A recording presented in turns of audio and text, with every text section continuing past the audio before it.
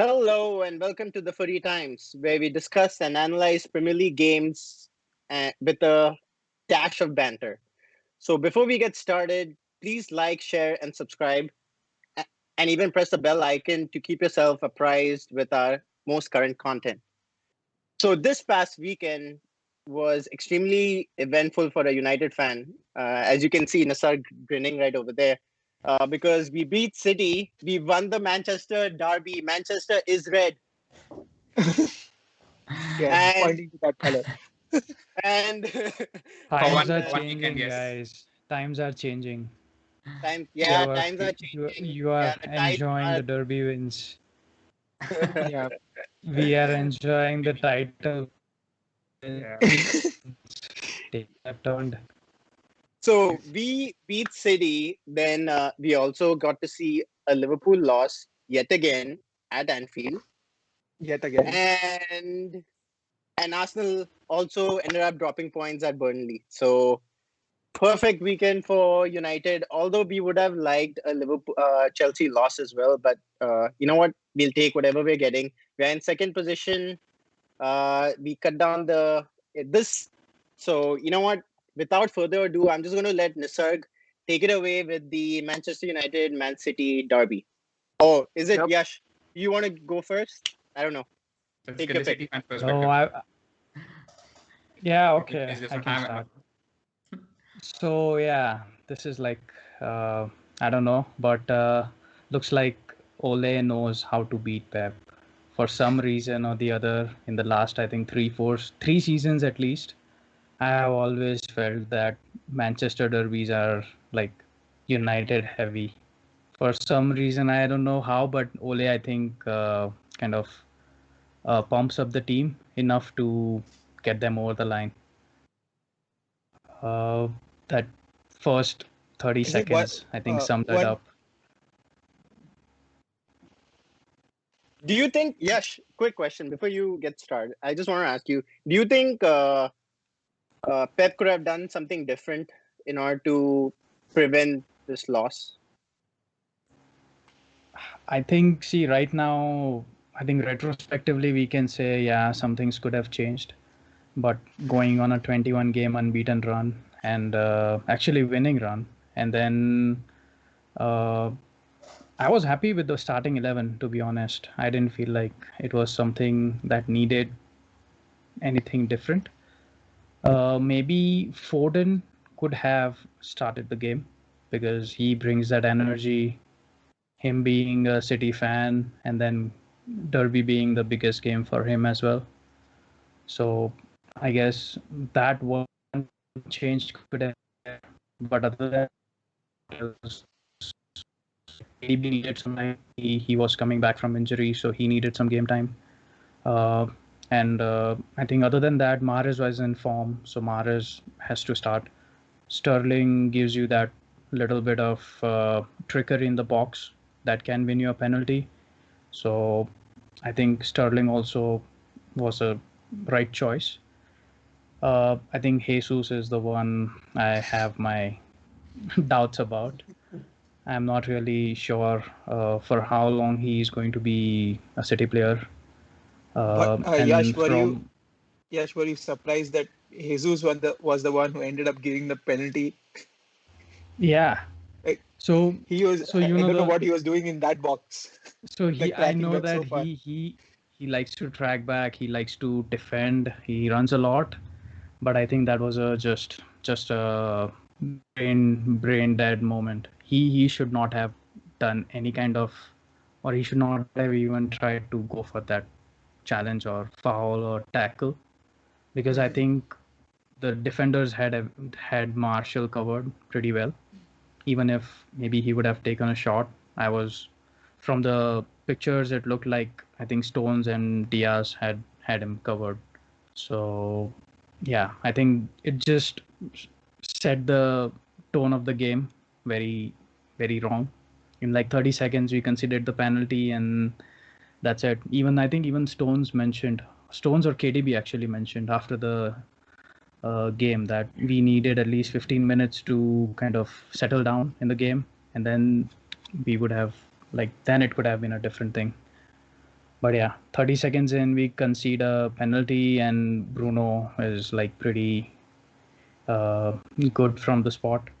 Although I felt Ederson got a Almost hand, got but it. maybe the pace of but the shot of like the power of the shot kind of took it past him. Even then, I felt we kind of started to, take the control back. But then again, it was that lack of finishing which kind of really made it worse. I was reading a stat which said that City have been creating the most chances from I think 17-18 season, uh, and right now, but their conversion rate right now this season is like 13th in the league. So that's something which tells you like how well we have been doing without a striker or without like a good conversion rate, but that also tells you what we miss in such tight games. Do you think So Gundogan should keep on playing further up front? Because he was like untouchable, right? Like in that 10-12 game spell, he was scoring like 9 goals, 10 goals. yeah, And his finishing was I don't know also why like Pep. very clinical finisher, right? Better than Yeah, Jesus. agreed. Agree, because I I would keep selected him in my Gundogan. FPL team. That's why his form has gone down the drain. Yeah. Sorry about Yeah. that. Yeah, Wait, I think I would keep Gundogan over Jesus. Uh, but I think Pep has other ideas. Pep feels that there is no better player in City who can press like as well as Jesus. But other than that, I don't really see what he offers. Because the other thing I noticed about his game was like he was taking so many extra touches and just going away from the goal, which kind of just fizzled out all our attacks. And that was something I was like, you should run at the defender, run towards the goal, take a shot. But I think Jesus just likes to do that extra touches in the box and tries to beat couple of men, then fails miserably, and that's it. That's the end of our goal scoring chance. Yes, And go ahead. I just wanted to offer like a different perspective on Jesus. One of the things was the reason why he actually went to get the ball from Marshall is because I think he was the one where they actually ended up losing possession. So in order to amend for Yeah. his mistake earlier, he went to try and get back the ball, and obviously that's where the issue lies. Now, the thing about I think what Jesus provides is the work rate. He is one player. I mean, despite being a striker, he'll track back all the way to the opposition's penalty box to his own penalty box, and then all the way to the opposition's penalty box. So he provides you with that work rate. I mean, I have seen heat maps in a lot of games this season where he's his average position is even beyond his KDB at some point. So that's one thing. The other thing I wanted to ask you is that so in the EFL Cup when Man United and Man City met, the scoreline was obviously flipped, where Man City beat United Yeah. convincingly. The Yep. Here's the thing, like why would you go away from that formation, or because Sterling clearly against Aaron Van Bissaka, he cannot create many chances. In that previous game, he played on the right side rather than the left side, and he had Foden playing on the left side. So he would come against Aaron Van Bissaka. And if you notice later on when Foden did come on, he gave Aaron Van Bissaka a lot of problems on that left side. So what do you think Yeah, of? I think so. So I think we have seen Sterling struggle. I think even this season this season away to Liverpool was the first game where I really saw him play or take on Alex Arnold, right?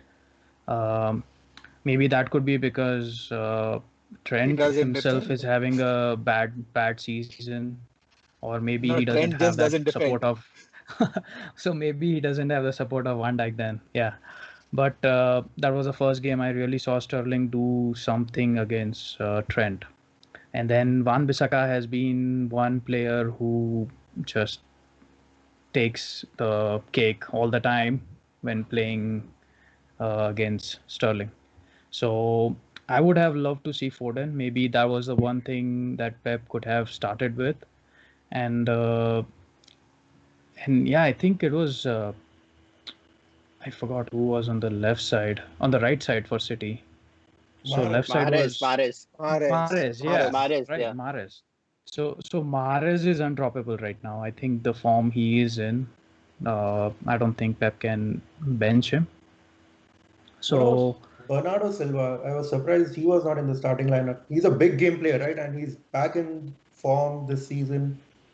He's performed my like guess really is, yeah, consistently. I would have loved to see him as well. But my guess is that KDB is so off form right now that Pep wanted to give him some game time because he just like De Bruyne just came back from an injury, and if you look at his last 3-4 games, I feel he has been playing really bad. He was losing balls, he was not passing well. Like, that pinpoint passing that he has, it was lacking in the derby. Uh, but maybe that is what Pep wanted to kind of help him out with by giving him more game time. Uh, and yeah, but I don't know why, but I was thinking that Kun Aguero will come on like with the last 20 minutes, 15-20 minutes left. But Pep just did not bring him on. And now I'm hearing that Aguero might not even start against Southampton because Pep feels that he is still very rusty and needs minutes, but we don't have like all our games are so important that he cannot get minutes. That's what I read from like one of the quotes from today's press conference, which I'm like, Aguero loves United. He is, I think, close to being the top goal scorer for City in the derbies, but Pep somehow thinks that Jesus is the way to go. So Could it be that he's keeping Aguero for the Champions League games? nah, I don't think so. Because he's just not getting game time. So I don't know how can you expect that just starting him one day in a Champions League game, he will start scoring goals. I mean, definitely Kun has better, his game is way better than Jesus is right now. Uh, but yeah, I don't know what can you expect when you just start him in one of the CL games and then expect him to take all his chances the very first game. So that's something I don't see happening. I think Pep is just trying to phase him out, which is which to me doesn't like I feel really sad about that. And I was hoping that he will still maybe like, have one more year, one more season at City. But from all the rumors that I'm hearing, Barcelona want him, and he's also kind of okay to that idea of playing for them. But the good thing I think is that this came in a game where we haven't really lost any ground. We maybe, yeah, the gap is now 11 points at the top, but hopefully we will see out the league just fine. And we just got a kind of, that kick in the back that, yeah, you need to be ready for Champions League games. So On I that was note, sad, but on not that too note, sad. before we move to the United perspective, I just want to ask you: does this bring up some structural issues in Pep's system? Because this almost reminded me of the Tottenham game in a way, where there were a lot of counter-attacks that United were able to put together, and City have been easy to play through at times because their system is just, and Liverpool play a similar system as well, but it's so risky. So many players committed in attack, and obviously our centre back pairing has been really good, so that has bailed you out a lot this season. But do you think it could be a problem going forward in the Champions So League, especially? So yeah, now it definitely reminded me of the Spurs game.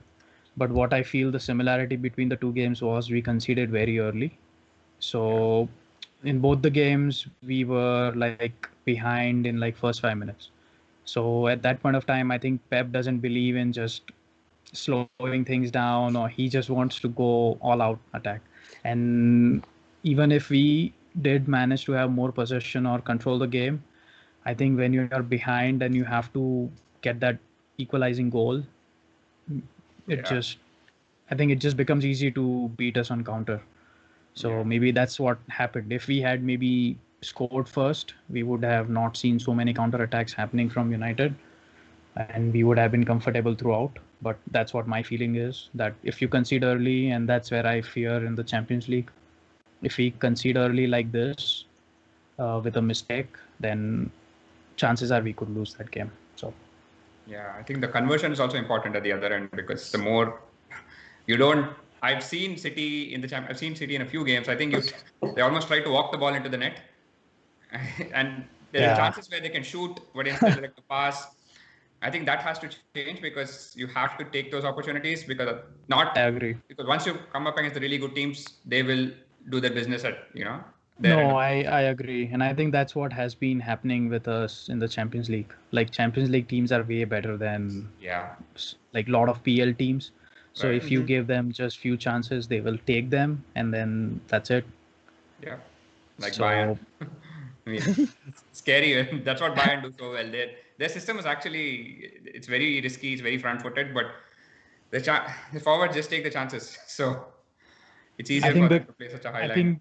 I think Haaland will be in demand. Every club will want to go after him, I'm pretty sure, in the summer. That's an understatement. Understatement, I know. But I was reading that he has clause till 20. I think his release clause kicks in 2022. Yeah. I think it's, I mean, just before we go to the United perspective, I just want to say that for Haaland, I don't think it may end up going until 2022, because Dortmund can benefit a lot more if they sell him for probably 120 million this coming summer, and there may be buyers out there. So that's true. There's only and I was reading Madrid doesn't have the money for Mbappe, so Haaland is there. If you had to choose between just one, Messi coming or Haaland coming, I would pick Haaland, man, right now, because Messi is no. You know why? I will tell you one thing why. Because I was reading that the new president, Messi has had a good relationship with him in the past. So chances are he might end up staying there. And I don't want us to spend the entire summer trying to sign Messi, where he won't, or where it won't happen even till the last day. And I don't want to miss out on a striker position, because I feel right now striker is a must, because Jesus is nowhere near what we need him to be. And yeah, like I said, right, 13th in the conversion table right now, City. So we are still at the top. That means that how well we have done defensively this season. So yeah, I think right now my priority is a striker, unless Pep has a plan for Messi to play false nine, which I don't think it will happen, because he's 33 now, and not sure how much he will be able to still keep up with that intensity. To me, Messi sounds like more like a playmaker for us. He will come in and maybe start creating chances for others to take. But because City hasn't spent like more than 70-75 million, right, on a single player. So I can't see City spending 120 million. Unless we send Jesus the other way. So Jesus's market value right now is, I think, 60 million. What? So what? Yeah. 60 million? No way. Dude, Can't be. dude. There's no I demand. don't think he's valued more than even No. Jesse Lingard. So Jesus, I don't know how they calculate that market value, but right now he's at 60 million market value. So maybe we can get Haaland for 60. I would take that. Haaland plus 60 plus Jesus. I would just take that. So I don't know, but we will see.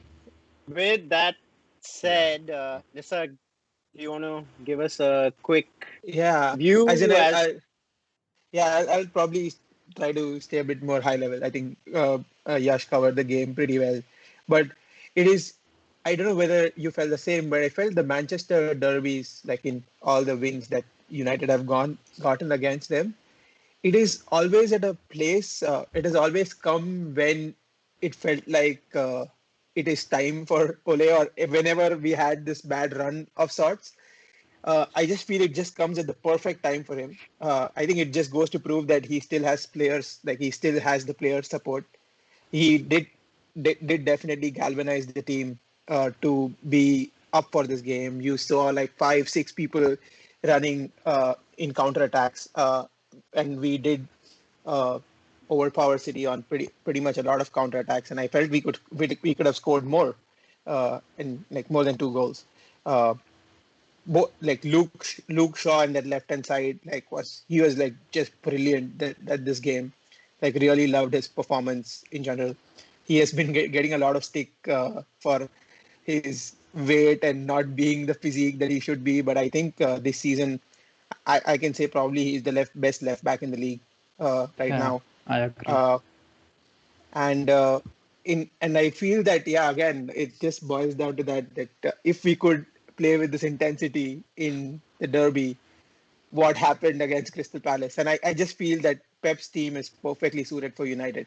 We have the firepower going forward, and counter-attacking is the biggest strength that I think this United team has, and we get all the grass to run behind, and even a player like Dan James, who doesn't have a lot of footballing IQ, I feel, is perfectly suited for this game because, like, his pace is scary, and like when you have this much room, he did exploit it pretty well, I felt, and I just feel that I wish that we had the same intensity in the past games and could convert some of the results, and was So hoping that, Nisarg, I like, have if a question for you. yeah.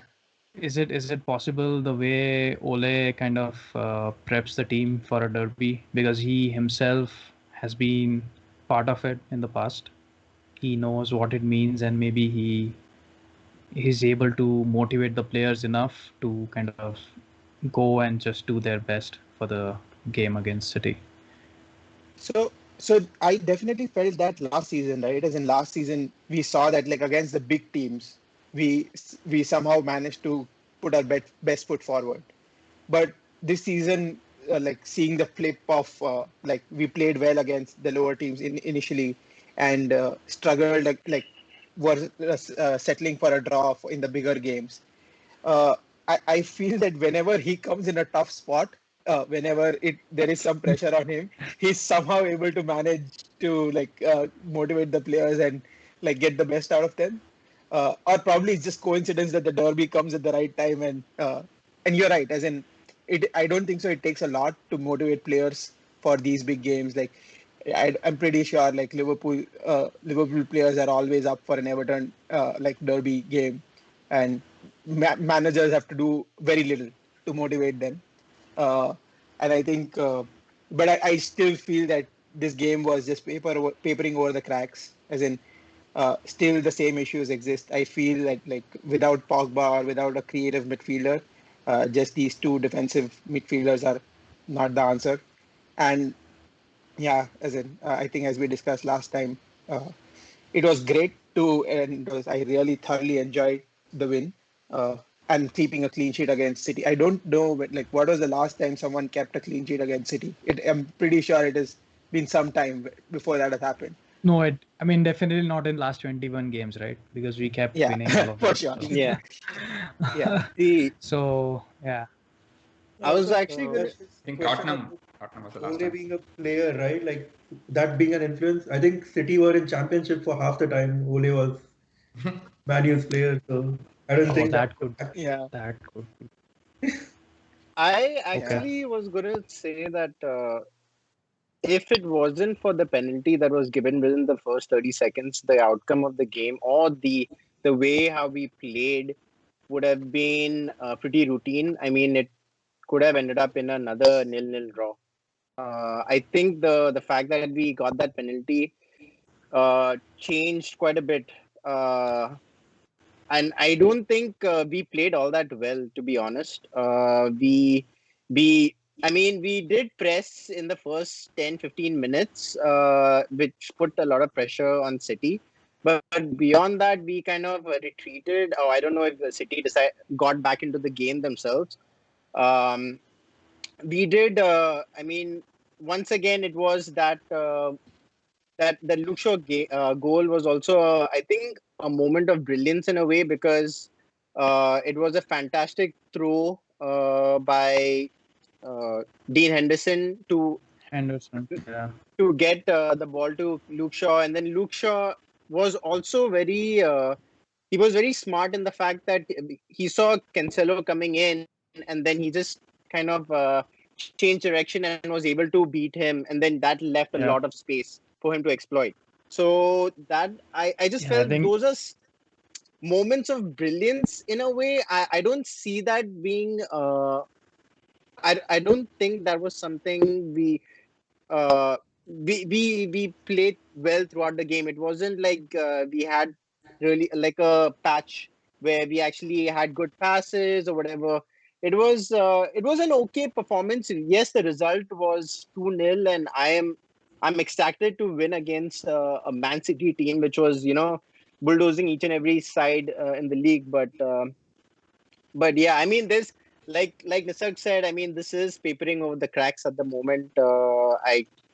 I think there is still a long way. I mean, we could the next game against West Ham. That's going to be very very crucial. They've been in terrific form. They've been winning, and I guess Messi, we'll have. Lingard.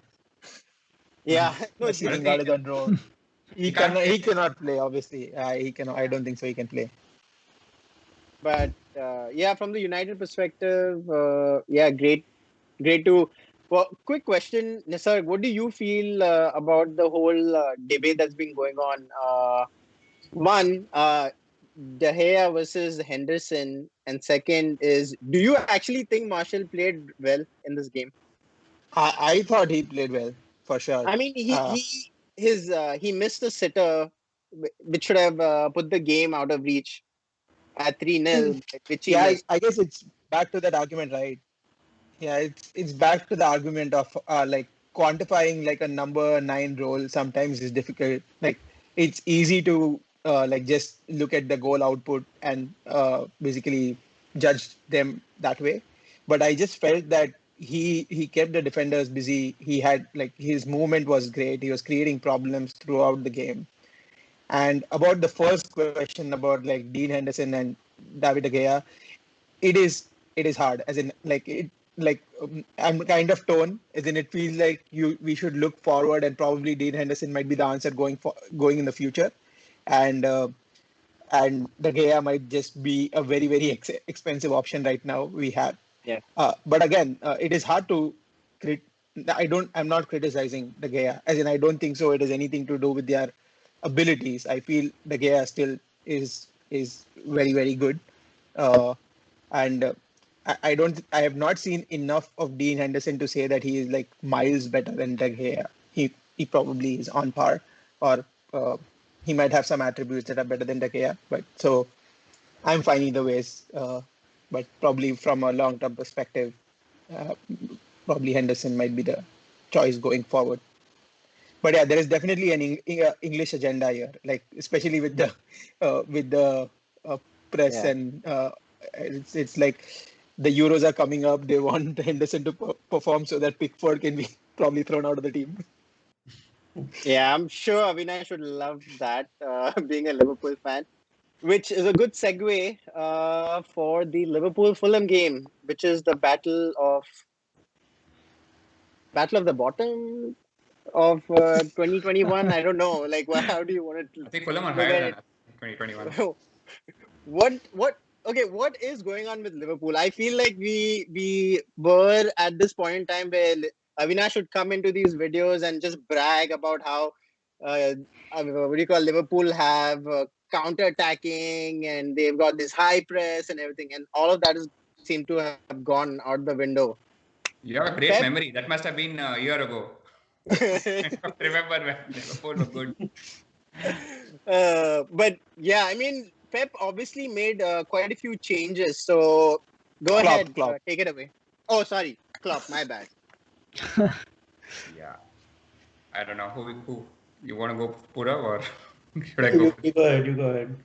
I mean, yeah, listen, I'm done talking about individual games because it's basically the same thing on loop. Just go back and check out any of my previous 10 videos. It's probably the same thing. I'm just going to talk about some high level things. So I've thought about this and I kind of feel it boils down to three things basically is what's going wrong. So first is, I think I've discussed this like ad nauseum in the last few videos as well, is we have injuries, right? I think that's kind of the essence of it. And the players that are coming in are either not good enough. I mean, we played Nat Phillips and Reece Williams at centre back. Like Nat Phillips was playing in the two Bundesliga last season. Reece Williams was playing non-league football. They probably would make a good centre back pairing for somebody in League One. That's the truth. And so it's either that or we have players like Thiago who he didn't play on the weekend, but he's still some kind of acclimatizing to the system. And then our squad players are not good enough. We've discussed this.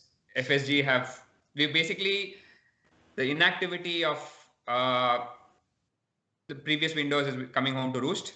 And these players that we have, the Ox and Shaqiri and Origi, these guys are not good enough to step in and do a job. So that's just, so these are the injuries. If you think about the last two seasons, right, beyond like the first 13, we don't have a great squad. It's you can't even probably name the players. So Klopp has actually done wonders with this squad in winning the Champions League and Premier League. So that's one of the main reasons, right? The second thing is, okay, now we have these players who come in who are not good enough, but the tactics. So one of the first things, this is something Klopp has talked about as well. The main job of a manager is adapting your philosophy, adapting your style to the players that you have at your disposal. And I don't think Klopp has done that at all. And in fact, some of it has been comically naive, the way we're playing with that high line, with the kind of players that we have, with the midfield that we have. So I don't think Klopp is free of blame here. It's just, he has to change. He has to do something. So Avinash, I have a question for you. Yeah. So do you think Klopp is capable of playing like something like Mourinho, like parking the bus? Do you think that's something that Klopp can do? That's the thing, right? It doesn't have to be that. I think it doesn't have to be a low block counter attack. So you don't have to go low. It's not the low block counter attack or super high press playing on the halfway line are the only two ways to play. There are so many levels in between. You can be a little bit more savvy. If I think back to like 16, 17, I think, where we had a similarly poor run at the start of 2017, that was the season when we were chasing top 4. We had like a really bad 2 months because sort of the legs fell off and it was a very small squad. So he just said, we're just going to be really hard to beat. We're going to be horrible to play against. We're just going to stink the place out, but we're just going to do enough. And we just kept picking up 3 points. So it's about that, it's about finding a medium where you probably drop back a little bit. And you just don't expose yourself so much. And that's kind of where it is. I know it's really hard. I know we've played a certain way over the last 2 seasons. And Klopp is not the type of manager. He's not like some other managers who keep changing systems, keep changing formations. I've discussed this in the last episode. From game to game. Yes, he has tweaked this philosophy over the course of his time at Liverpool, but he's not going to do game-to-game changes. And that's where he's coming from. And there's no time, I know, on the training pitch to work on different things. But again, you can't keep doing the same thing and expect different results.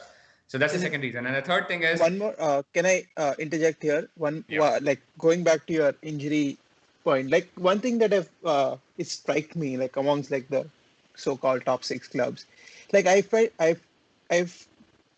been getting this feeling more and more with the injuries that Liverpool has, that like suddenly it has exposed the lack of young players coming through the lines, right? As in, like if you see the likes of Manchester United, like we have like Greenwood, Brandon Williams had that one season. Like you had names who could come into the team. Manchester City has Foden. Like Arsenal, for example, has had this row of good young players coming through. Is that been never a Liverpool thing? And just this is an open question: has that never been a Liverpool thing, or is it something that has been lacking over the last few years? Isn't that the case always? I mean, you're never going to have more than 1 or 2 good players in a generation. We do have Trent who came through. Curtis Jones has done really well this season. We have Nico Williams who's from the academy. But Even not Kelleher, everybody is right? going to be good enough, right? That's the thing. Goalkeeper, he started few games. Kelleher as well. Yeah. So there are players, but it's very difficult to get 3 or 4 players coming from the academy and, and look at the standard Liverpool have set in the last 2 years. It's a little too much to expect. I agree. Probably that is true across the board. I don't think, like, even some of the teams lower down the table, how many of them are actually bringing through players from the academy and giving them opportunities? And, that's just how it is. There's just too much money in the Premier League. It's very difficult to give these players time and still achieve results. It's always a struggle that managers have. So I don't necessarily think that is the problem. It's just one of those things. Like, it's just been bad. Like, you cannot have all your centre backs out. That's just something that, as much as FSG are to blame for not strengthening certain aspects of the squad, that is just not on them as well. Although I really feel they messed up in January, getting 2 centre backs on the last day of the window for 2 million. Yeah, I mean, that's probably, I'll let Pura talk about it. I saw Avinash, he said out something about. You had your third point. Yeah. Actually, Avinash or Pura, I have a question for you.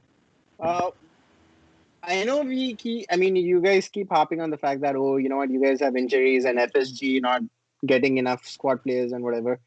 But at the end of the day, you were playing Fulham. You don't need an outstanding squad to beat a Fulham team. Like, you guys were pretty much played off the park in the first half. I mean, the fact that, they were playing the high line, and I don't know, you guys kept getting bombarded with the crosses and, over the defense balls. Lookman was, taking you guys apart. I mean, that's not something you would expect of a Liverpool team, even if you guys don't have your first choice centre backs. I mean, the philosophy is there, right? I mean, why was a Fulham team pretty much owning a Liverpool team? We had 8th and 9th choice centre backs starting today against Fulham. No, but I think it's also a midfield issue, actually. Yes, the centre backs are terribly exposed, but the midfield is not really helping, right? It's not. Yeah. When you play that high line, that's one of the fundamental rules of playing with a high line. You have to press high. Yeah, Your press has high. got to be And absolutely on point. Yeah, You I think they cannot- showed I think they showed it on Match of the Day that, like, the line was pretty much close to, like, the center line, but at the same time the midfielders were pretty much jogging, and that's not going to work. It is a recipe for disaster, because you're exposing yourself to people running past you and in all the huge spaces Too easy to created just behind. put a ball over the top, essentially. Yeah. If you don't have pressure, Yeah, it's just too easy. Playing with Highland is the worst combination. And yeah, we are really missing Henderson and Fabinho there. It's that simple. Like, we have players. I mean, Milner at 35, does he have the legs? I'm not sure. Keita has had a long layoff. He's coming back. Thiago is still getting used to the system. Let's not forget, Thiago is, for all intents and purposes, a January signing. He may have come in summer, but he basically didn't train or play before January. So he's going to take a while to get used to the system, get used to the style of play, get used to the league. It's a lot of things. Like, it's very difficult to just come in, especially when so many components of the team are off around him. It's a really difficult time for Thiago to come in as well. And yeah, I mean, quickly, I know the third thing that I was going to talk about is, there's the players, the tactics, and the few good players that we do have on the pitch, the ones who have been part of this great team, your front three and a couple of, you could say, Wijnaldum, the fullbacks, they are also struggling. I don't know what it is. I don't know if it's fatigue. I don't know if they're on a bit of a decline. I don't know if it's just the standard of the players around them has made them bring their standards down as opposed to raising the level of the team.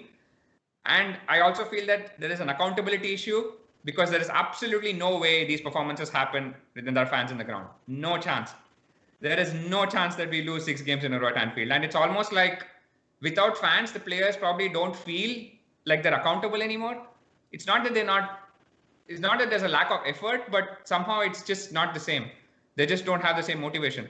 And even Klopp, I think it's almost like, I don't want to say this, but if you give players an excuse, they kind of tend to take it. And even Klopp has tended to play down the situation a little bit, talk about the injuries, talk about the fact being a really difficult season in a pandemic and all of that. And it's almost like I feel like Klopp has mellowed down a little bit. Now, it could be something completely different behind the scenes. He might be giving them an absolute bollocking. I don't know. But yeah, the mood around the place seems flat. So yeah, that's kind of the overall summary for me of what's happening. Actually, I just came across a very interesting stat. It says that since 2017-18 season, Sterling has missed less big chances than Mane, which kind of is hard to believe considering that Mane, how yeah, bad has been Sterling shocked is when season. it comes to finishing. But Mane is, I think, having one of his worst seasons right now. Actually, the front three combined kind of are Yeah. not in a very great run of form. So with Mane, right, I don't know if it's his decline or if he's really out of form. Like with Firmino, we have like almost 12 to 14 months of data, right? Firmino's decline has been quite ongoing. But Mane's decline has been shocking. Like last 3 months, he has been as good as, we've been playing like with 10 men. He's been that bad. Like he can't control the ball, he can't pass the ball, he can't shoot. He's been pretty much doing nothing, like zero contribution in the team. And he was dropped. I don't think Klopp rested Mane over the weekend. I'm pretty sure, as Avinash mentioned, right? I think Klopp is giving bollocking, but it's not going across the players. So he has to eventually drop. And 6 changes, 7 changes over the weekend. I like that move. I like that move from Klopp. He finally played two centre backs in their position.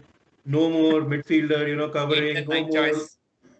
Yeah, I don't mind. I don't care if it's like 18-year-old and 17-year-old under 16 centre back. I want Fabinho to play in the midfield and Henderson when he comes back, him in the midfield. I don't want to see them back in centre back position. I don't care if we lose 2 goals or 3 goals, in the first half. I think we have a better chance to score with Fabinho and Henderson in the midfield because in the last 20 minutes, right, you saw a bit more urgency. I mean, we had nothing to like. We were pretty much shit in the last 6 games, so our standards have dropped. They are pretty low now. So even showing like 10% more effort, it's very evident, very visible. And with Fabinho back and with Kaita back, I felt in the last 10 minutes we had some chances, but some of the Klopp's in-game management, right? Over the last 2 games, 3 games, it has been like woeful. Going back to the Chelsea game, subbing Salah at 60 minutes when Mane and Firmino were the worst players on the pitch, just to send a message across, benching your Premier League Golden Boot, top scorer. I just don't get it. I I think that was a howler from Klopp, It's and he has made a lot of these, in-game incorrect decisions for the last couple of months. It's just not working for him. Whatever sub he does, it just backfires. Even is it the Yeah, I don't know why Trent came on just for 20 minutes. I got someone like Chamberlain or some, as a right back, try something new. Because, yeah, even we are using the same tactic again, like 80 crosses, 90 crosses, it's going nowhere. There's no point in Trent crossing if we don't have like Divock Origi up front, right? We have like two bodies in the 6 yard box, and both are probably the shortest player on the pitch, Jota and Salah. I think some of Shaqiri as well, right? Shaqiri has been again. I don't. Yeah, I think everyone is just looking at each other. No one is trying to find a solution, and everyone just the whole mood is down, as Avinash said, and there's no inspiration. There's no source. Even Klopp, you see on the touchline, he doesn't seem to have that fire in him. Maybe I don't know if he's also like kind of written off this season personally, like because top four is pretty much dead now. We can't get it. We can't. There's no way we'll get there. Purav, quick question for you. I mean, I know you guys have had issues, on the other side of the pitch, scoring and everything, but that goal that you guys conceded, that was pretty shocking. Like, what happened to Salah over there? Like, is that something that would happen last season? Is that like, is he not able to concentrate throughout the game? It seemed pretty, and he was shoved pretty easily. Last time I checked, Salah was pretty strong on the ball. I mean, I Yeah. isolated moments like that do happen, but I think it's just overall narrative is so bad that No, so he's just trying to stick for circling back to one of the points about the fans and accountability, right? As in, it feels like it has gone both ways for certain clubs. As in, I Yeah. for one feel that it has worked in favor of United, Ah. like like probably fans having fans at home Really? might have helped. Even West But Ham. I think yeah, Arsenal have benefited massively because Yeah, the West Ham, atmosphere Arsenal, can be all toxic. the clubs with like pretty much toxic fan base, right? Yeah. Exactly. which is pretty much split, manager in, manager out, owners in, owners out. Those clubs have benefited pretty much. That's because I feel that that's a very interesting point that and I don't know what it says, as in football without fans is not like anything long term. We know that for a fact.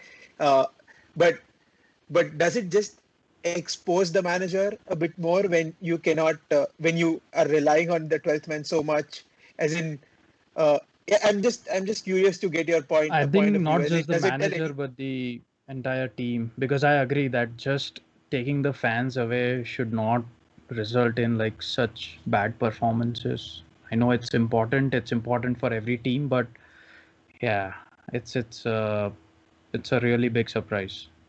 No, but I think Klopp is an emotional manager, right? And Liverpool are an emotional club. Like even going back to Dortmund days, Yeah. Klopp thrives, of the energy of the stadium. Like there are some managers who need that, who need that. Like why are you playing football? Like that's what I ask the players. Yeah, Like what do you want to do in an empty stadium, like 40,000 seater stadium, but it's like 10 journalists that's it covering. There's no motivation. I feel like I think it comes down to that. And this Yeah. COVID, like being in an empty stadium playing, being in a lockdown, the mental effects of it, I think, are starting to show in many clubs. Like even some clubs like Southampton, right, for example, they had a really great start to the season, but even their decline is like shocking. They are pretty much now battling relegation. Injuries yeah. again. Even their manager is pretty emotional. Injuries, like they have the same situation, same template like us.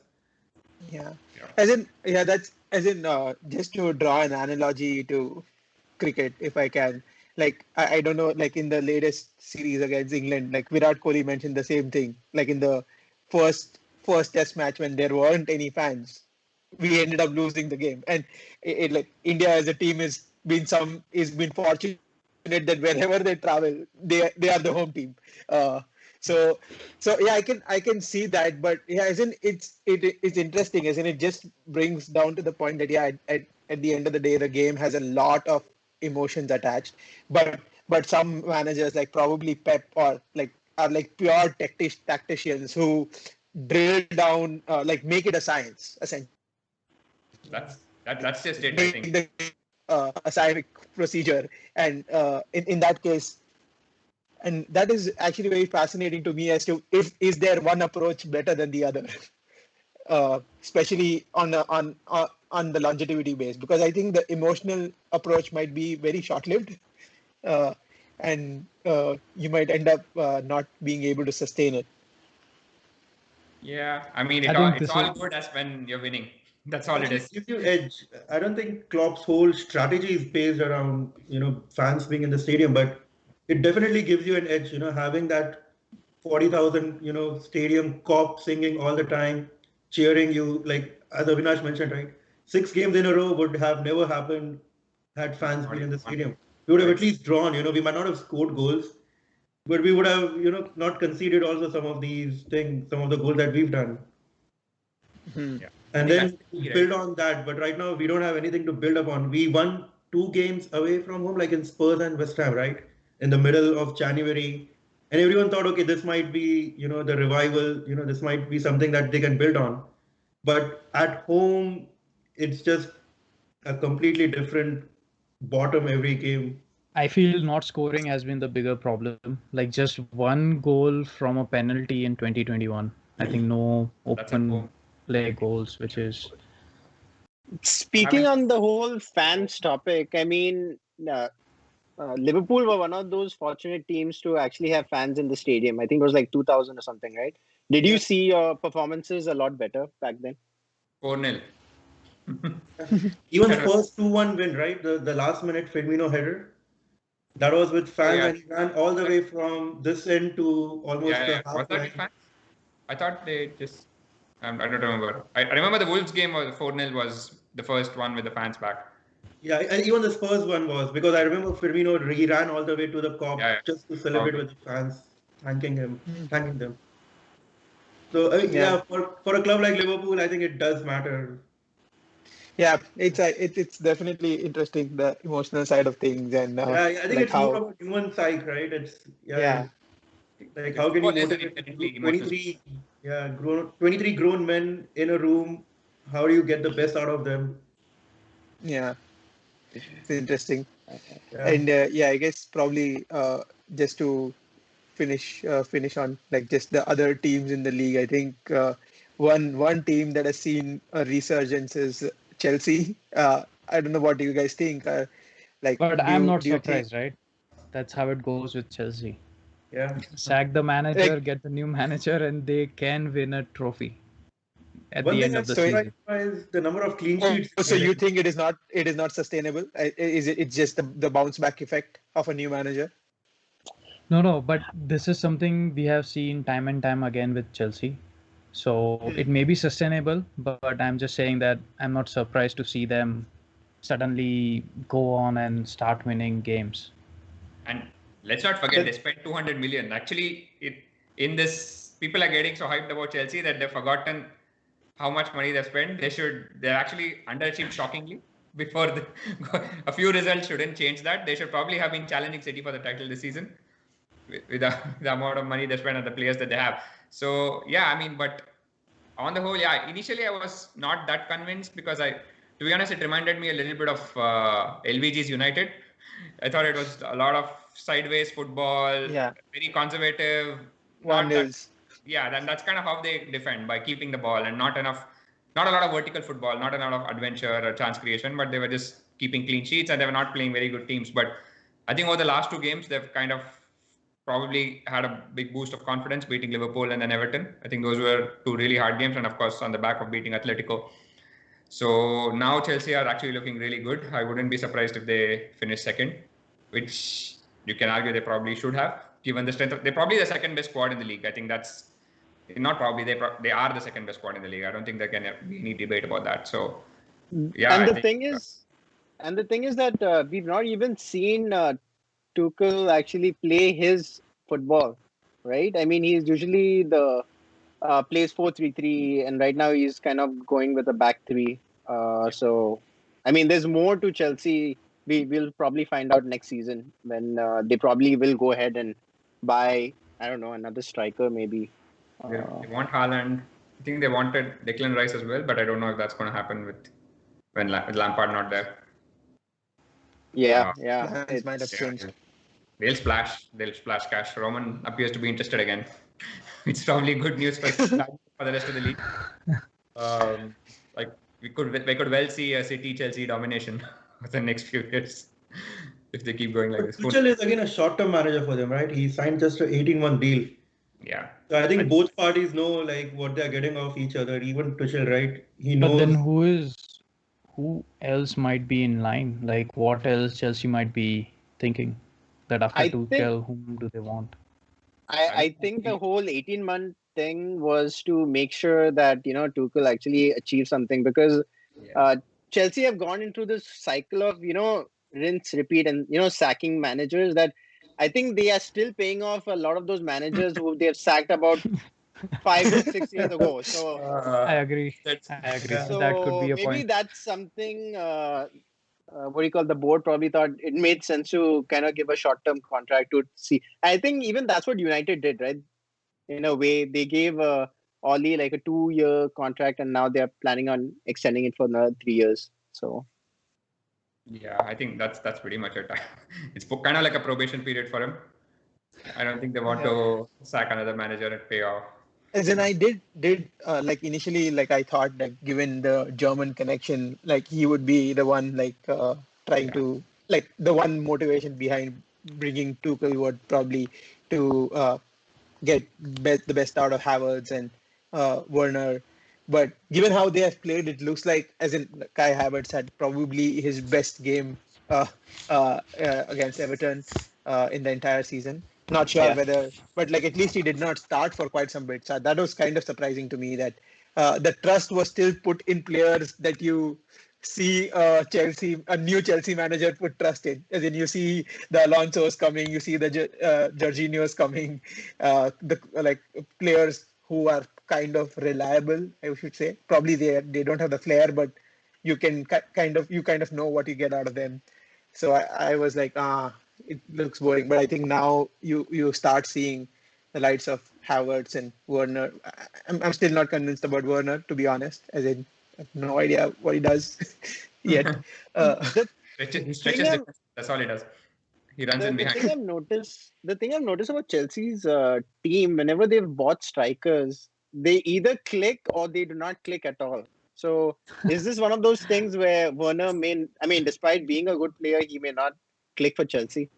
I don't think he's a striker. I don't think he's a centre forward in the modern game. I think Havertz is more of a centre forward. I actually like seeing him in that. That's the one role where I think he can play because nobody plays with a true number 10 nowadays. So I think a false nine would suit Havertz really well because he has been playing centre forward the last year or so for Leverkusen before he left. He kind of went from a midfielder to a kind of a centre forward. So I think Havertz could do really well in that role, and Werner probably is best used as a second striker or off the left as he's been playing recently. But yeah, I don't. I think he has a very limited skill set, to be honest. I don't think his all-round game is all that. Uh, and yeah, like even when we were linked with him, I kind of did have my doubts. Although I think he might have done well in that left-sided role, playing off Firmino. But yeah, I think that's the thing. But if used well, yeah, like against Liverpool, he caused us a lot of problems because of the high line. And in those kind of games, he's definitely going to be a big trump card for Tuchel to use. And he can literally put out 3 different front threes of equal quality. Yeah. So It's Yeah, there is Pulisic on the bench. Game, right? Under Tuchel in Premier League at least. who's that? Sorry? Yeah, so like players like Pulisic, Ziyech, they are still on bench. Even Giroud, they have like a perfect plan B. Tammy, I think Tammy will probably leave in summer. Tammy is plan C. Yeah, they have like a huge squad. Yeah, they do have a pretty huge squad and a pretty strong one. But yeah, the only difference between like I think City's squad and Chelsea's squad is the readiness. I feel that barring the forwards, I feel that probably the other players in the squad might not be as ready as City does have. Like I think City can literally bring anyone from the bench and expect 100% out of them. Yeah, I think those two are definitely have a massive advantage in this season, especially given how With intense so many schedule games coming in. It's just yeah. So like I said, I think you don't be surprised if they finish 1 and 2. I was hope actually not. checking, and Chelsea are just like 4 points behind United, so that's totally achievable. Second spot. Yeah, but don't Chelsea have some? Well, I don't know. I don't think they play any of the big six. Do they play Man City? Oh, they already played Man City. I think they have a tough run towards the end of the season. I forgot. There's a few They games. still have to play at Etihad, right? They still have to play at Etihad. I think so. I think it has been just one game so far. Yeah, so that'll be interesting. Yeah, but I Yeah, think if by that time we have won, then that should be fine. Chelsea can come and win there. Well, But I see, really that's the hope. that. Go ahead, Sheldon.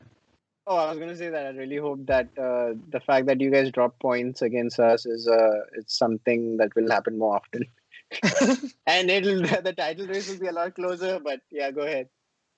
No, even if City probably tries to make the title race closer, all the teams below look like in a mood of like not being interested in going in a title race. So I'm not sure whether, although Leicester did win last week, which was like they did end up like scoring a late goal. My hope is that Pep wraps up the title, and then since we don't have like a 100-pointer season possible now, so like just focus on Champions League, man. Seems like Finally, a word we feel we can. 100 points. Centurions. Yeah. I mean, 97, that's even if we. I think I was reading, even if we like before we lost this game, right, to United, if we were to win all the other games, we would get to I think 98 points, which is still a great tally. 95? But that also 98, I think. We were still. Before the loss, it was 98, and now it's 95. Yeah, right. Yeah. So They'll I mean, have if to you win think all about the it, now I think Pep and Klopp are making 90 plus points like a must for any title winners. It's a bloody joke. Which is like Leicester won with under 80 points, and now even with 90 you are not sure that you will win the title, which is which just shows the quality of the Yeah, management. this season, not really. And I don't know if we can ever get back to those levels again. We'll see. City I think probably a, will. I Let's think see. a long way back for Liverpool because injuries, we don't know how players will come back after injuries. Yeah. Can I be think a lot of those players will have some sort of like motivational effect on players like Salah, Mane. They'll probably apart from the fact that they have to rely on Van Dijk and Gomez and stuff like that, I think they also have that motivational thing at the back of their mind that if they press forward or do whatever they do usually, someone is there to kind of protect them. So even for No, Trent, that's there.